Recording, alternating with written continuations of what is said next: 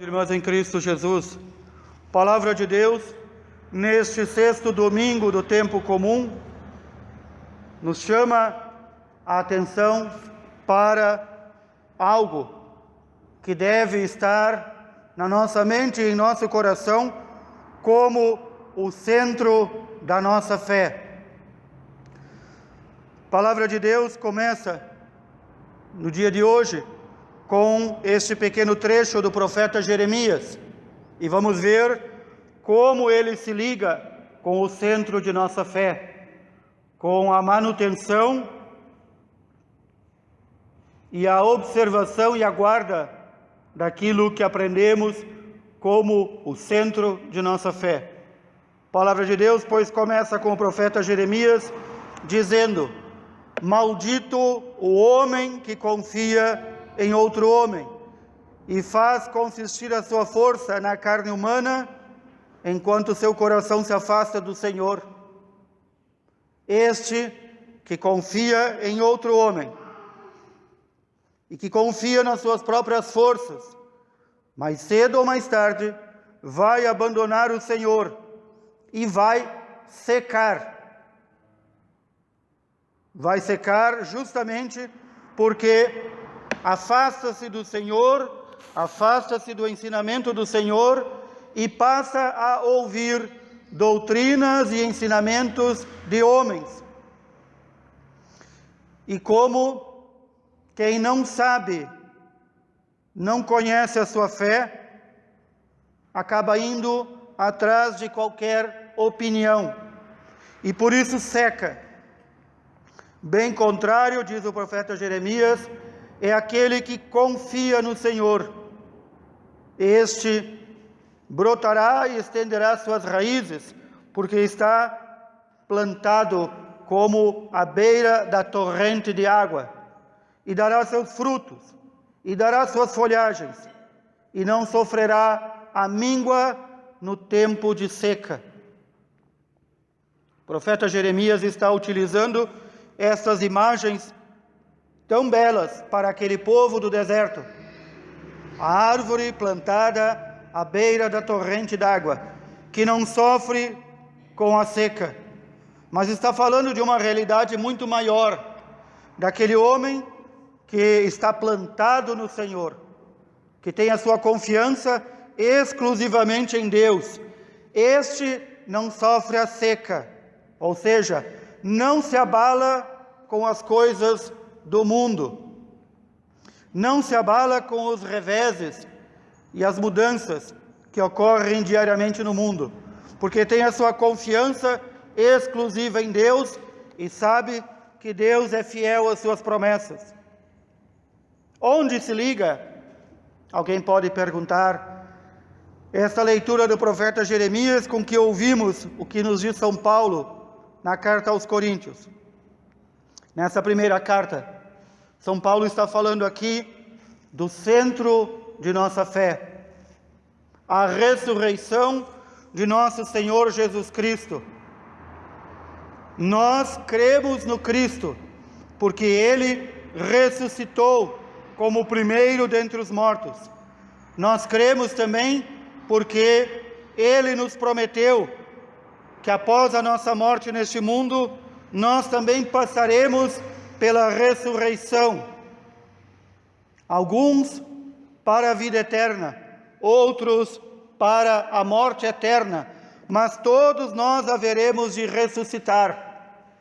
E já nesses primeiros tempos da igreja, havia aqueles que queriam pregar outras coisas dentro da igreja, que tumultuavam a igreja e diziam: não há ressurreição, há reencarnação. A gente morre e volta em outro corpo. Não pensem que o espiritismo e a reencarnação é coisa moderna. É muito antigo. É muito antiga essa falsa doutrina que nega a ressurreição dos mortos. E alguém pode dizer: mas nós somos católicos, somos cristãos, nós conhecemos a nossa fé. Nós não cremos nessas fantasias desvairadas de reencarnação e tantas outras coisas. E eu, como padre, me pergunto: será mesmo? Será mesmo que não creem? Quantas vezes, muitas vezes até diariamente, nós como padres somos chamados por cristãos que não conhecem a sua própria fé, não conhecem o fundamento e o centro da sua fé, que é a ressurreição de nosso Senhor Jesus Cristo. E estes, crendo na reencarnação, crendo em tantas outras fantasias e bobagens, vão acreditar também que os mortos andam por aí. Não há cristãos que creem nisso? Sim, infelizmente há. E quem são esses cristãos? Aqueles que não se deram o trabalho de estudar os evangelhos, aqueles que não se deram o trabalho de estudar as cartas dos apóstolos, aqueles que não se deram o trabalho de estudar o catecismo, então não sabem no que creem. Talvez até no domingo venham à missa, talvez, e talvez até repitam maquinalmente, ou como um papagaio, repetem o credo. E lá no credo diz: creio na ressurreição da carne, creio na ressurreição dos mortos, creio na vida eterna. Mas estes que não estudam e não estudaram a sua fé, que já estão contaminados por falsas doutrinas, estes repetem isto maquinalmente, ou como o papagaio que repete e não sabe o que está dizendo. Repito, é raro o dia em que não sou chamado à casa de alguém que diz: aqui tem um espírito, aqui tem um morto que está incomodando. Então não crê na ressurreição, não crê na vida eterna, já se entregou à fantasia da mente doentia, da reencarnação e do espiritismo e da Umbanda, que são a mesma coisa, com níveis diferentes. Nós que cremos na ressurreição dos mortos e na vida eterna, nós cremos que após esta única vida aqui na terra, nós seremos julgados. Chama-se o nosso juízo particular. E então nós somos destinados para o céu ou para o inferno. E não há alma que sai do céu ou do inferno para vir aqui incomodar. Esta é a nossa fé. Este é o ensinamento dos apóstolos. Este é o ensinamento do catecismo. Este é o ensinamento da igreja. Não há outro. Aqui se vê quão gravemente já estão perturbados os cristãos, porque não conhecem a sua própria fé. E então tudo que vai mal na sua vida é culpa de algum diabo, ou a culpa de alguma alma penada. Nós cremos que Deus pode permitir que uma alma do purgatório, ou seja, aqueles nossos irmãos que procuraram ser santos e não conseguiram, e não entraram ainda no céu, mas hão de entrar, são destinados para o céu, que eles possam vir e se comunicar conosco. Nós cremos, sim, nós cremos, como fato extraordinário. Extraordinário. O que é extraordinário? Que raramente acontece.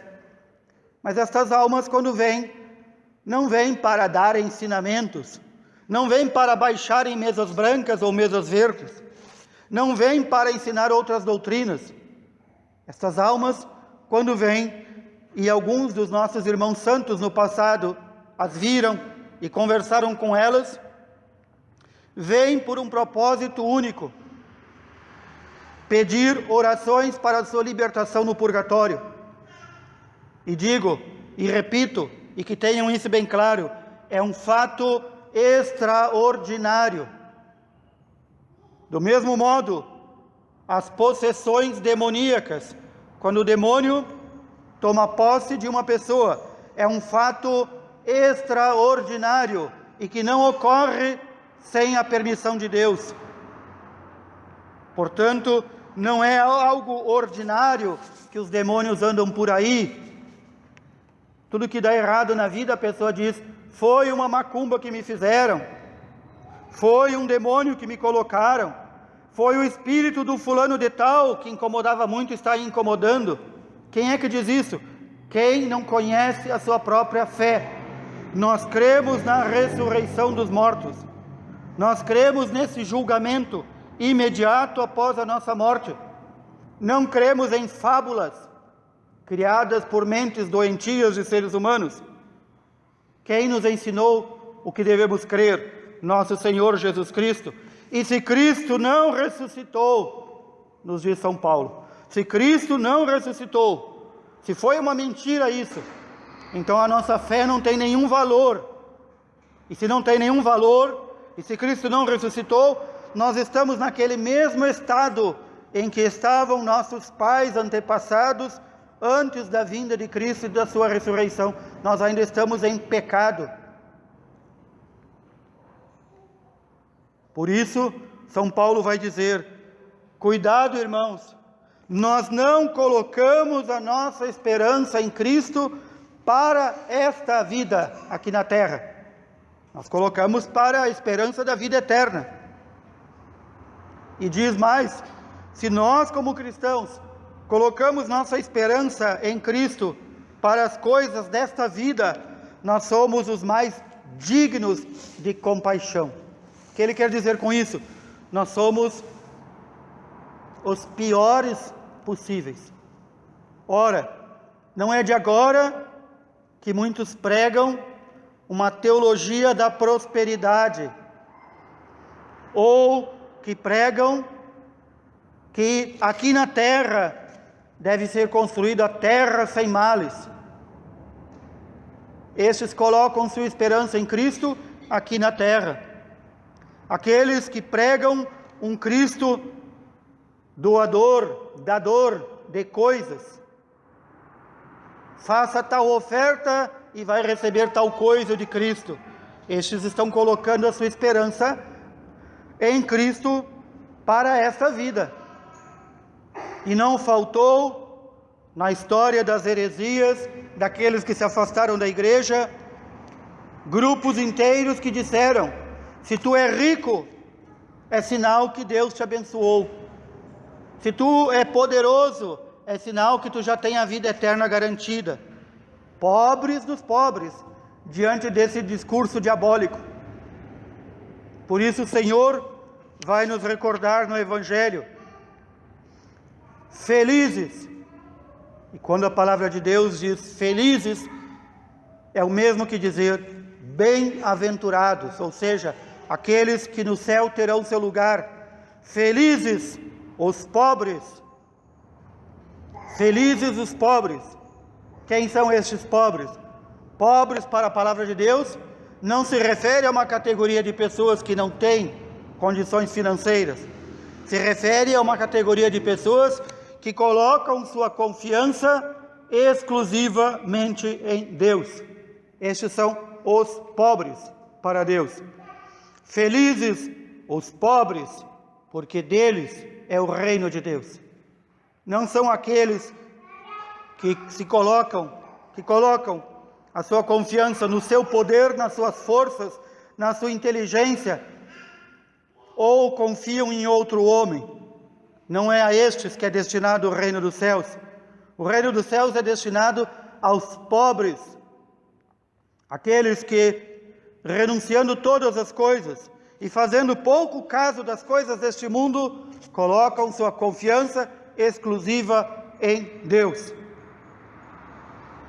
Senhor, como nos narra São Lucas, diz: vocês serão bem-aventurados, felizes, ou seja, vocês terão o céu garantido quando por causa de mim, ou seja, por causa de Cristo, vocês forem injuriados, amaldiçoados, insultados, perseguidos, expulsos. Então vocês sabem que terão conquistado o reino dos céus. Quando vocês colocarem a única esperança de vocês em mim, então sabem que terão conquistado o reino de Deus.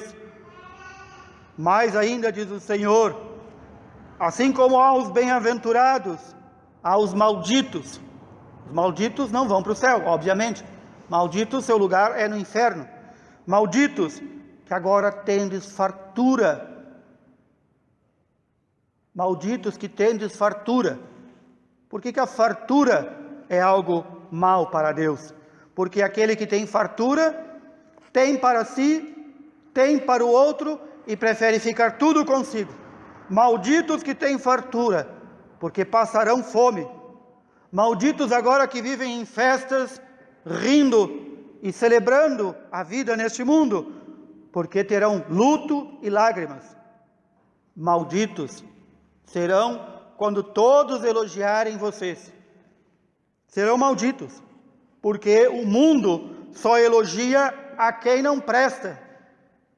E diz Jesus, era assim que os antepassados deles, do seu povo, faziam com os falsos profetas, elogiavam os falsos profetas, porque os falsos profetas vêm para pregar a falsidade, vêm para dizer o que o povo quer ouvir.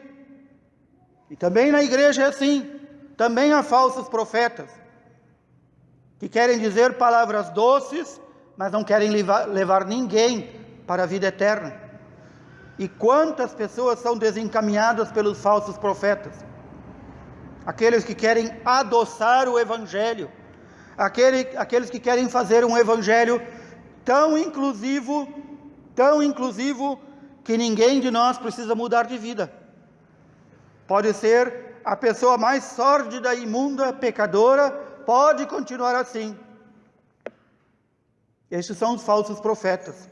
Estes são os que abraçam, que beijam, que lambem e até penteiam, se precisar. Estes são os falsos profetas. E é a estes que o mundo elogia. É a estes que o mundo dá fama. É a estes que o mundo retribui com gratidão. Pelo contrário, os cristãos que querem ser verdadeiros, os pregadores que querem ser verdadeiros, são odiados, perseguidos, porque falam a verdade e procuram viver a verdade. Não esqueçamos, a palavra de Deus nos diz de modo bem claro, a nossa esperança em Cristo é posta para a vida eterna. E quem dera, Senhor, que nós, que dizemos e repetimos até todo domingo, creio na ressurreição da carne, creio na vida eterna, que nós vivêssemos dessa forma. Quantos de nós que não vivemos assim? Dizemos com a boca que cremos na vida eterna, que cremos na ressurreição da carne, mas vivemos só para este mundo, preocupados com as coisas deste mundo, em ajuntar.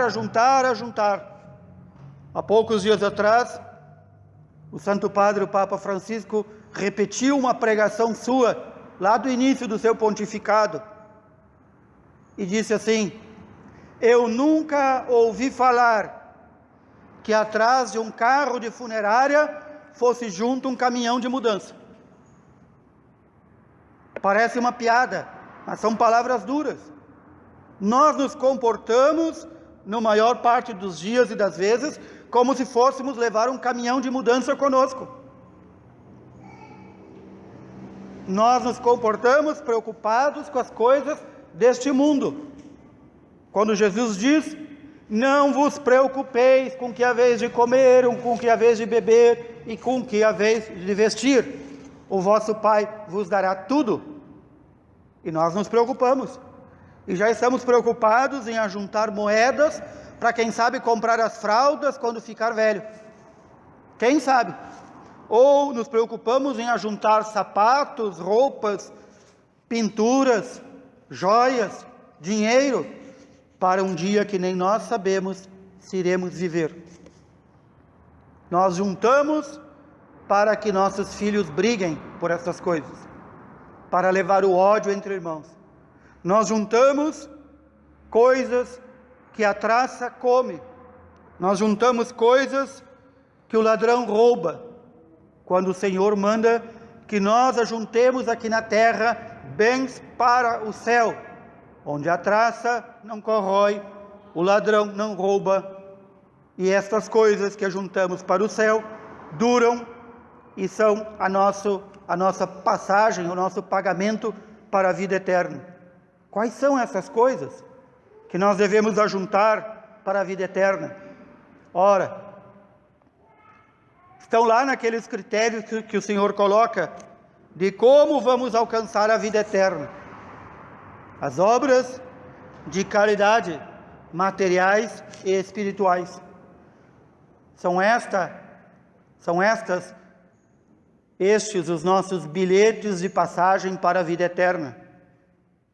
E, portanto, é louco o homem que ajunta coisas para este mundo. É feliz, é bem-aventurado aquele que ajunta para a vida eterna. Que o Senhor nos dê a graça de vivermos conforme dizemos que cremos, crendo na ressurreição e na vida eterna. Louvado seja nosso Senhor Jesus Cristo.